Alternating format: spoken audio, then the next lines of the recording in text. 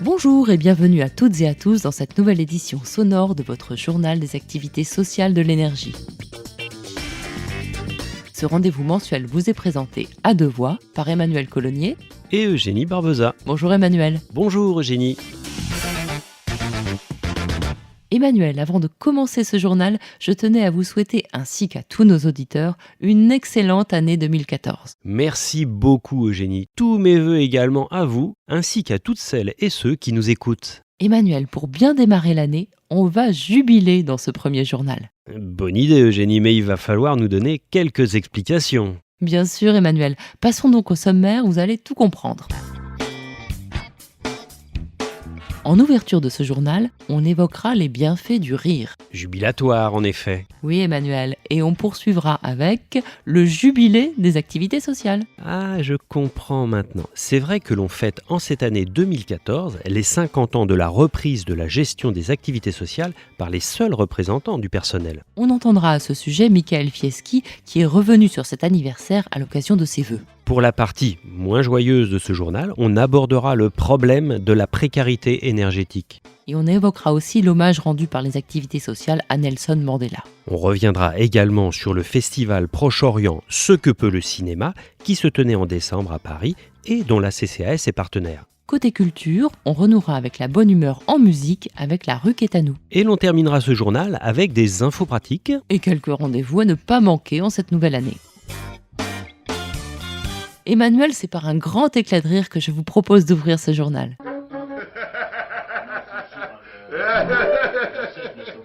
J'ai bien cru reconnaître celui de Manu Dibango. C'est bien lui. Et si j'ai choisi de vous faire entendre le rire si communicatif de ce musicien qui fêtera bientôt ses 80 ans, c'est pour évoquer l'expérience atypique de 70 bénéficiaires qui ont participé à Saint-Père-sur-Mer dans la Manche à un stage de rigologie. C'est une blague ? Mais non, Emmanuel, je vous assure. D'ailleurs, les bienfaits du rire sont nombreux. Il libère des endorphines, les fameuses hormones de la bonne humeur et du bien-être. Il facilite la digestion et il exerce aussi une influence positive sur le sommeil, contre la douleur et renforce même notre système immunitaire. Eh bien alors, les spectacles comiques devraient être remboursés par la Sécu. Après la jubilation, on passe au jubilé puisqu'en cette année 2014, on fête les 50 ans du retour de la gestion des activités sociales aux seuls représentants des salariés des IEG. C'est en 1964 que les organisations syndicales ont pu reprendre en main leurs activités sociales avec la création de la CCAS et du comité de coordination des CMCAS. La solidarité en est le maître mot et se traduit par le principe de la tarification sociale, l'amélioration des séjours de vacances et de leur contenu, tant pour les séjours adultes que pour les colos. Il s'agit aussi de développer la protection sociale et de la santé, l'intégration des personnes handicapées, les activités à destination des jeunes agents et des inactifs, l'action culturelle, les assurances, la restauration et l'ouverture à l'international. Les activités sociales et leur organisation sont donc un bien précieux, toujours à défendre, comme l'a rappelé Michael Fieschi, le président de la CCAS, à l'occasion de ses vœux. La solidarité est au cœur, le fondement de nos activités sociales. Nous souhaitons véritablement qu'on puisse, en 2014, comme nous l'avons fait depuis 1964, continuer à porter haut et fort ces valeurs. Voilà pourquoi la modernité, la modernité, c'est la gestion par les salariés. La modernité, c'est de ne pas croire que les employeurs peuvent gérer à la place des salariés ce qui leur revient de fait, ce qui est leur bien commun, ce qui est le résultat des richesses créées par leur travail. Il faut que les salariés actifs, inactifs et leurs familles participent à la construction du projet des activités sociales en allant de leurs assemblées générales de SLUI et s'ils ne peuvent pas s'y rendre, en intervenant sur des blogs des activités sociales, en intervenant dans les parles, en intervenant lorsqu'ils sont au restaurant d'entreprise, en intervenant lorsqu'ils sont en vacances. En fait, il faut vous engager. Passons maintenant, si vous le voulez bien Emmanuel, à un sujet préoccupant qui concerne 4 millions de foyers français. Il s'agit de la précarité énergétique. Oui, même si la loi interdit en principe les coupures d'électricité ou de gaz pendant la période hivernale, il n'en reste pas moins qu'un nombre de plus en plus important de nos concitoyens ont du mal à faire face à leurs factures. Oui, et ce, malgré l'instauration, il y a 9 ans, d'un tarif de première nécessité pour l'électricité.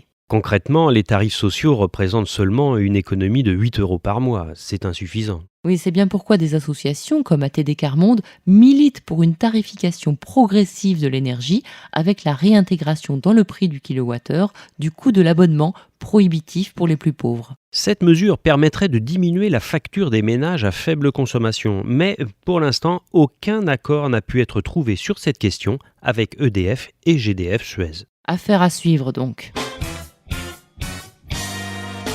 Emmanuel, nous ne pouvions démarrer cette nouvelle année sans rendre hommage à Nelson Mandela, disparu le 5 décembre dernier.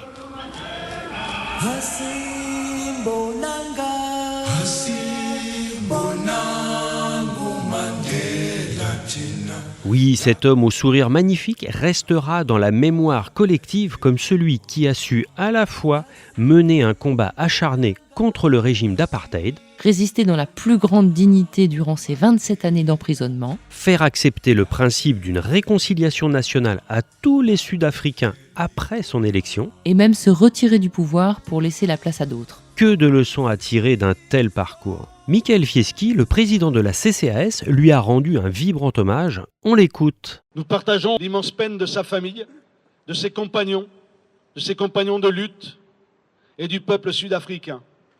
Par son exemple, Nelson Mandela aura su nous montrer le chemin de la démocratie et de la tolérance, celle du respect, celle de l'engagement jusqu'à sa vie. Il nous appartient à tous de faire vivre cet idéal dans chacun de nos combats. Le deuil des Sud-Africains est celui de l'humanité tout entière, il est donc le nôtre. Et les combats de Mandela restent à poursuivre un peu partout dans le monde, et peut-être particulièrement au Proche-Orient. D'ailleurs, lui-même avait affirmé le 4 décembre 1997 que, je le cite, « Notre liberté est incomplète sans la liberté des Palestiniens ». Oui, Emmanuel, et à ce propos, je voudrais évoquer le festival Proche-Orient Ce que peut le cinéma, dont la 6e édition s'est tenue le mois dernier à Paris au cinéma Les Trois Luxembourg, avec le soutien de la CCAS. Avec une quarantaine de documentaires projetés durant 10 jours et accompagnés de débats, cette manifestation a pour objectif de donner une image à la fois réaliste et quotidienne de cette région du monde et de mettre en valeur des acteurs de paix qui y vivent.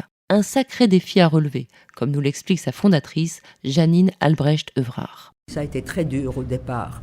On nous a dit qu'on était complètement cinglés, qu'on n'y arriverait pas. Des festivals de films arabes, il y en a. Des festivals de films juifs, il y en a. Des festivals de films israéliens, il y en a. Mais arriver à faire un festival, une manifestation dans laquelle les cinémas arabes et un certain cinéma israélien est présent, je pense qu'on est les seuls. Eugénie, je vous propose de continuer à voyager, mais en musique cette fois, avec le groupe La Rue Quétanou. Son 6e album vient de sortir. Écoutons-en un extrait. Allons voir puisqu'on nous appelle, puisqu'on nous montre du doigt. Allons voir qui tire les ficelles. Est-ce bien ce que l'on croit?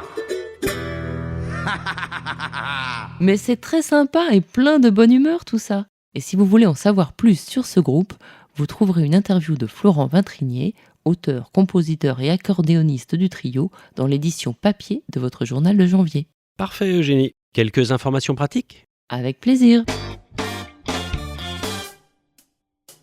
Emmanuel, je sais que vous êtes un passionné de sport d'hiver et un as de la glisse. Absolument Eugénie, on ne peut rien vous cacher. Mais vous savez Emmanuel, on n'est jamais à l'abri d'une mauvaise chute. Est-ce que vous skiez bien assuré ? Ah là, je vous vois venir Eugénie. Vous allez nous parler du contrat IDCP garantie accidentelle. Effectivement, on ne peut rien vous cacher non plus. Sachez que ce contrat d'assurance aux garanties extensibles est sans équivalent dans le régime général. Près de 93 000 agents y ont déjà souscrit. La particularité du contrat IDCP garantie accidentelle, c'est d'offrir la possibilité du versement d'un capital aux bénéficiaires nommés par l'assuré en cas de décès de ce dernier, ou du versement d'une indemnité à l'assuré en cas d'infirmité consécutive à un accident. Pour connaître toutes les modalités de souscription, contactez vos CMCAS ou vos SLV ou connectez-vous à votre espace Active sur le site ccas.fr.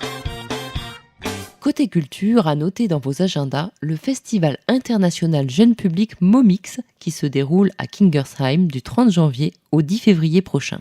Dans ce cadre, la CMCAS de Mulhouse vous propose 3 spectacles à des tarifs préférentiels, à l'issue desquels vous pourrez profiter d'un goûter et rencontrer les artistes. Pour obtenir toutes les informations et vous inscrire, rendez-vous sur le site mulhouse.cmcas.com. Enfin, Emmanuel, on termine avec un hommage à une personnalité hors du commun. Un homme persévérant et talentueux qui symbolise à lui seul la figure du grand sportif des années 60-70. Là, comme ça, je ne vois pas. Allez, je vous donne un indice, c'était l'éternel numéro 2. Ah, ça y est, je crois que j'ai deviné. Son prénom ne serait-il pas Raymond par hasard ? Mais si, Emmanuel, c'est bien de notre poupou national dont il s'agit.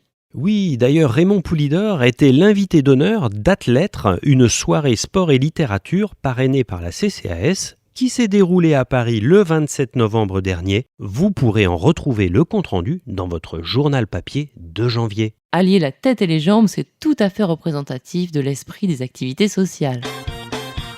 Emmanuel, il est temps pour nous de clore ce premier journal de l'année. Il vous a été proposé par la direction de la communication de la CCAS. On se retrouve avec grand plaisir le mois prochain pour un nouveau numéro de votre journal radio. Et nous vous rappelons que nous attendons vos messages sur le répondeur d'Active la radio au numéro suivant, le 01 48 18 60 44.